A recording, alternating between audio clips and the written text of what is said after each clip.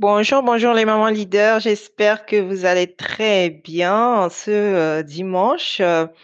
Je tiens donc ici à répondre à Madame Véronique par rapport à son questionnement. C'était une publication que j'avais fait sur Facebook. Le fait est de dire de ne pas tout faire pour ses enfants en fait parce que ce n'est pas leur rendre service. Donc, elle demandait, elle ne comprend pas, ne pas faire tout quoi. Donc, c'est pour dire qu'il y a des choses que vos enfants sont en capacité de les faire seuls, peu importe leur âge. Dès 2 ans, l'enfant a la capacité de faire certaines choses.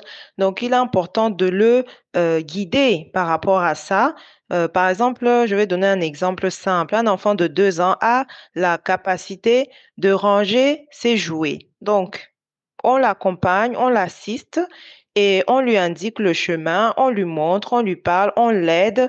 Après aussi, il y a les adolescents qui ont cette possibilité de, par exemple, de faire leur chambre seuls, de ranger leurs affaires, de préparer leurs affaires de l'école, par exemple. Et ça, pour en arriver là, ça se prépare dès le plus jeune âge. Par exemple, quand vous faites les lits de vos enfants, il est important de les amener avec vous, tout simplement. Comme ça, ils voient. Comme ça, ils voient. Désolée pour le bruit, c'est mes enfants derrière. Donc, vous voyez très bien que quand vous faites le lit, quand vous faites la cuisine, quand vous faites la vaisselle, le linge, il est important que l'enfant soit à côté pour voir. C'est déjà un bon début, vous voyez. Et ça veut dire que au fur et à mesure que l'enfant vous voit faire, déjà, il va enregistrer cet acte-là, cette habitude-là. Et une fois ado, vous n'aurez pas besoin de trop parler en fait, parce que c'est devenu chez l'enfant une habitude. Donc, je vais juste me présenter rapidement pour celles qui ne me connaissent pas.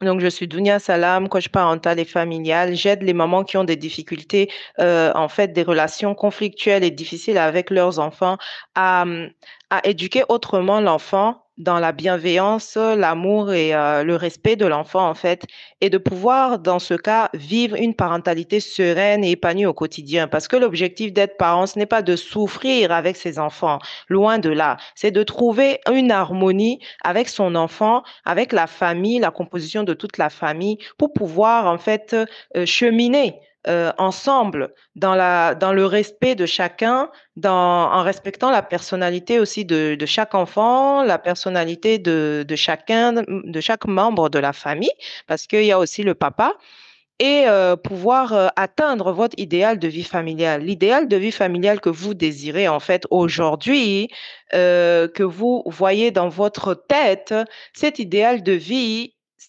si vous voulez l'atteindre demain, il est important de poser des actions concrètes, intentionnelles dès aujourd'hui en fait. C'est pas, par exemple, genre, je vais atteindre mon idéal de vie, je vais m'activer tellement aujourd'hui, vous allez vous épuiser. Donc, en fait, c'est des petites actions comme ça au quotidien que vous faites, que vous posez et au fur et à mesure, vous allez vous rendre compte que vous allez vers votre idéal de vie familiale tout simplement. Et c'est ce que je montre aux mamans dans mon programme Élève ma parentalité sereine. Et c'est tellement simple en fait. Il faut pas se dire, se mettre la pression au point que ça devient une charge très lourde en fait. C'est au quotidien, on pose une petite action. Ça peut être une belle parole que tu dis à ton enfant. Ça peut être lui enseigner quelque chose. Ça peut être lui montrer une activité qui va l'aider plus tard. Donc, il y a tout un tas de choses à voir par rapport à ça et c'est à chaque moment de trouver cette chose-là qui lui correspond pour pouvoir guider son enfant, en fait. Donc, voilà le travail que je fais avec les mamans. Donc, si vous avez besoin de mon aide, d'un coaching même d'1 heure avec moi pour débloquer une situation, vous avez la possibilité de me contacter. Et donc, je disais, je reviens à la problématique donc, de notre chère maman leader Véronique par rapport au fait est que ne pas tout faire à l'enfant, ce n'est pas lui rendre service.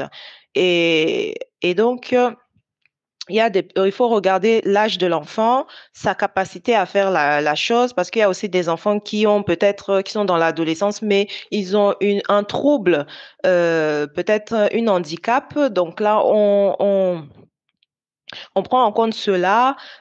Si l'enfant a des troubles d'apprentissage, on prend aussi cela en compte. On va lui parler d'une certaine façon. Il va faire certaines activités que peut-être par rapport à un enfant normal de son âge peut faire, lui, il peut pas le faire. Donc, on va prendre ça en considération. Et, euh, et c'est très, très important de, de voir cela. C'est tout un art, on peut dire. Regarder l'enfant, son âge, l'environnement, ses capacités pour lui attribuer quelque chose à faire. Et il faut de la discipline, en fait. Les enfants, dès le plus jeune âge, il faut leur apprendre la discipline parce que c'est quelque chose qu'aujourd'hui, beaucoup n'ont pas. Et on voit ce que ça fait à l'âge adulte, on n'arrive pas à se discipliner. On se disperse dans tous les sens et ce n'est pas bon. Ce n'est pas bon pour l'enfant adulte en devenir. Donc, vous avez donc tout un tas de choses. Regardez, en fait, vous avez juste à observer votre enfant, qu'est-ce qu'il peut faire. Si ce n'est pas une habitude chez l'enfant, vous allez mettre ça en place. Il n'est jamais trop tard en fait. Vous allez mettre ça en place. L'enfant va apprendre au fur et à mesure parce que nous sommes des êtres d'habitude. Ça, il faut le savoir. Nous-mêmes, nous vivons selon nos habitudes. Le matin, on se lève, on a nos petites habitudes. On les fait de façon en fait, sans réfléchir. On les fait sans réfléchir. Donc, dans la mesure où nous sommes des êtres d'habitude, attends, mon chéri, j'arrive. Nous sommes des êtres d'habitude. D'habitude, les enfants, pareil. Donc, on leur apprend certaines habitudes afin qu'ils puissent grandir sereinement. Donc, je vais vous laisser là. Peut-être je ferai une vidéo un peu plus longue et plus détaillée pour répondre à ce questionnement. Oh, mon chéri, qu'est-ce qui se passe? Qu'est-ce que tu veux, mon chéri? J'arrive. Désolée, hein, les mamans leaders, c'est ça, les mamans leaders. Donc, je vous souhaite un bon dimanche et merci beaucoup. À très vite. Bye bye. C'était Dunia Salam.